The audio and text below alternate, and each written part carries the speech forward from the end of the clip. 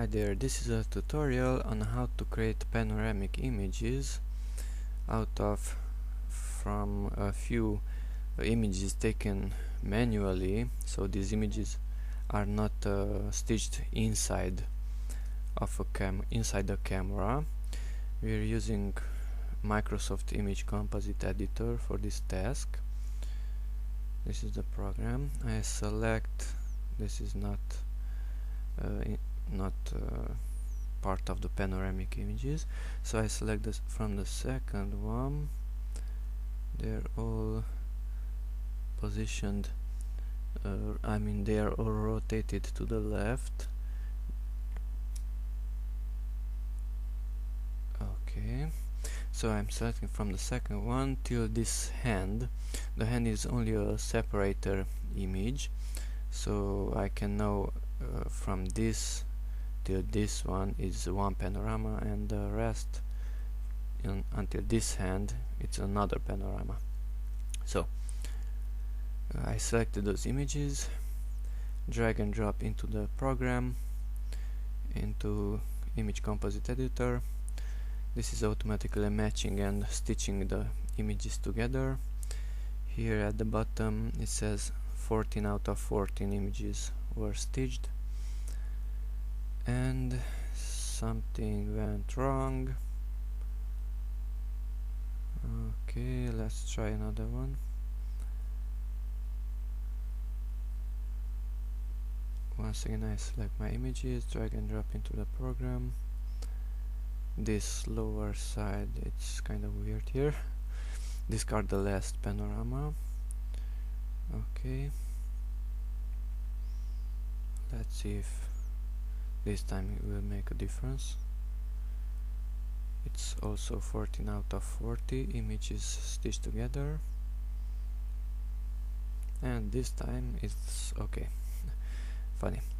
Okay, here we have these edges, which are the margins where the image will be cropped. We either do this manually, or here's a tool, says automatic crop. Just press on that and automatically selects the largest area where the image can be cropped, and mostly JPEG is used as an output format.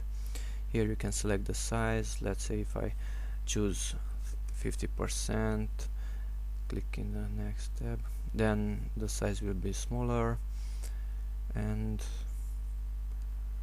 here the export button will save the image. Let's place it on the desktop.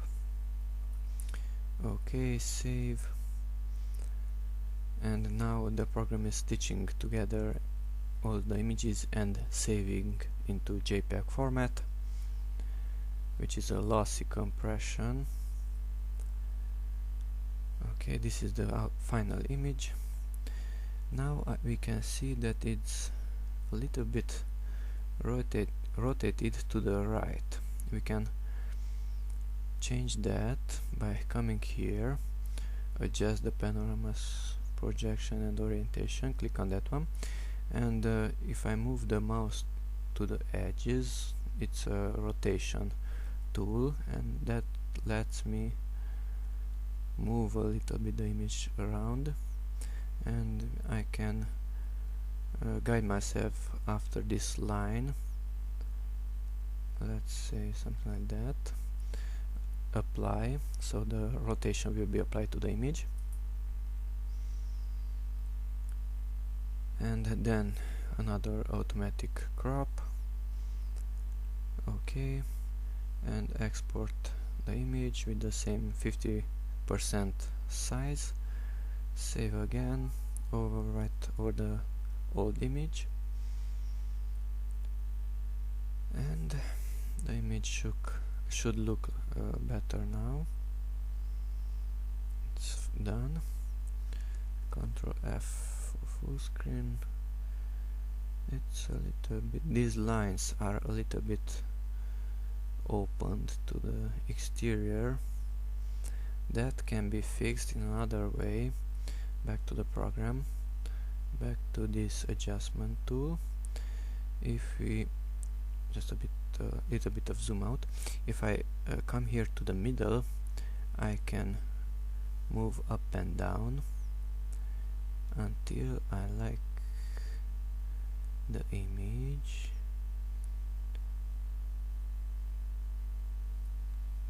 Little bit of rotation.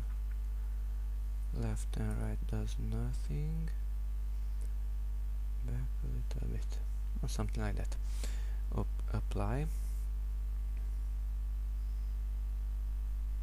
Then export the image again. Export button. Save onto the old one, yes.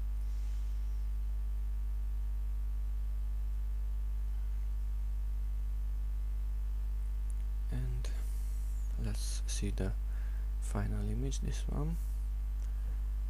Oh, I forgot the crop. Okay, back again. Automatic crop. Okay, export to disk, and let's export it with a different name. Save. And that one, that it has the edges, those edges are uncropped.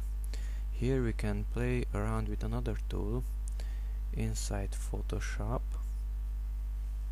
This is Rocket Duck toolbar,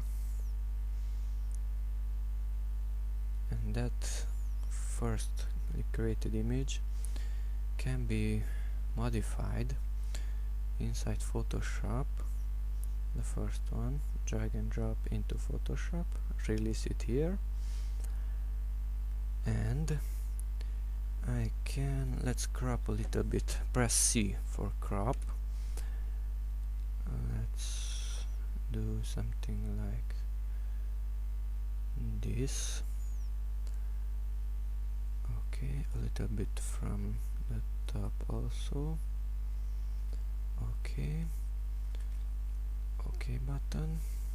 And now if I press the W, which is this tool, the wand, magic wand, and let's give a little bit of tolerance, let's say 10.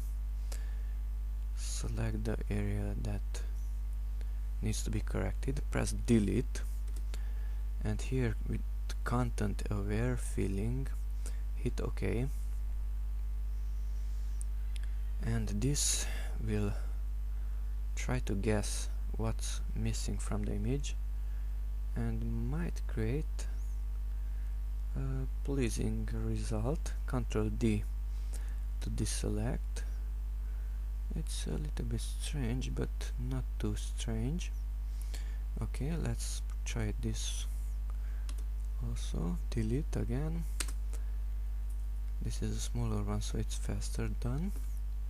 Okay, select, hold down shift to select another one.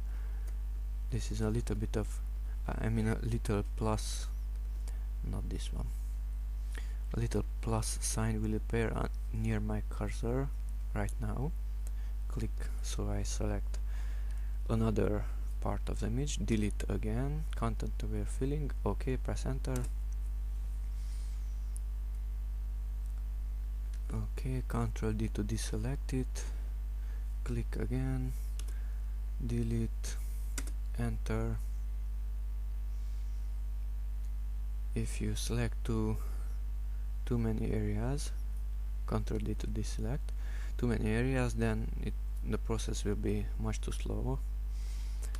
Delete again, enter. Oh, I don't like this too much. Let's hit another delete, enter again. Let's see if this time, and it's not guessing what it should be there. So hold down Alt key and scroll up to zoom in. I hit escape because the menu is selected. Hold down spacebar, and now it's a hand tool, so I can move it. Okay, press L for the lasso tool, and now it will deselect. And if I press Alt and hold it down, notice the minus sign is appearing there, and I deselect from this area. Okay, I'm deselecting where it looks okay, and now let's do a little bit here. Okay, and now I can press delete again to try to fill that area again. Yeah, it's getting better. Deselect, let's deselect here, and only that yellow area. Oh, okay. Control D, and the image is pretty good. Not perfect, because these lines where I corrected, they remain there. Press J to correct those. Reduce a little bit the size and just select that line, and hopefully it will disappear, and it did. And if these lines are visible, then you can correct it with the spot healing tool. Okay, now let's press Ctrl plus Z. Ctrl Z, Ctrl Z. Notice the change is pretty ugly, but let's leave it like that. Okay, hold down Alt, scroll down. That means it will zoom out, and close the image and save it. JPEG, okay, whatever. Okay, so now we have two panoramic images. One is smaller, full screen. One is smaller because it's more cropped, and one is larger because we filled in those areas which in the other image it's cropped. Notice the difference, and we just created a panoramic image out of a few manually taken images. Okay, that's it. Bye bye.